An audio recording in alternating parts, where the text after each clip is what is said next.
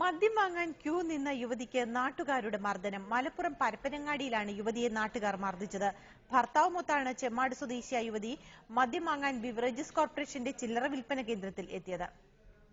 Parappanangadi അഞ്ചപ്പുരയ്ക്കടുത്തുള്ള beverages കോർപ്പറേഷന്റെ ചില്ലറ വിൽപ്പന കേന്ദ്രത്തിലാണ് സംഭവം. ഭർത്താവുമൊത്ത് ഓട്ടോയിലെത്തിയ മുസ്ലിം യുവതിക്കാണ് മർദ്ദനമേറ്റത്. മദ്യം വാങ്ങാൻ വരി നിൽക്കുമ്പോഴാണ് സദാചാര പോലീസ് ചമഞ്ഞ് ഒരു കൂട്ടം ആൾക്കാർ യുവതിയെ തടഞ്ഞത്. യുവതിയെ വരിയിൽ നിന്നും മാറ്റാൻ ആൾക്കാർ പറഞ്ഞിരുന്നെങ്കിലും ഭർത്താവ് കൂട്ടാക്കിയില്ല. തുടർന്നാണ് യുവതിക്ക് മർദ്ദനമേറ്റത്.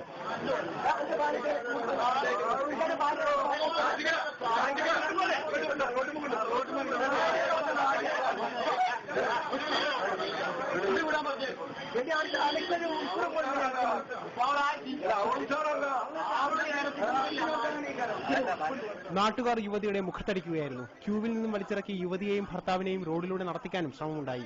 ഇതിനിടയിൽ പോലീസ് എത്തി ഇരുവരെയും ഓട്ടോയിൽ കയറ്റിവിടാൻ ശ്രമിച്ചു.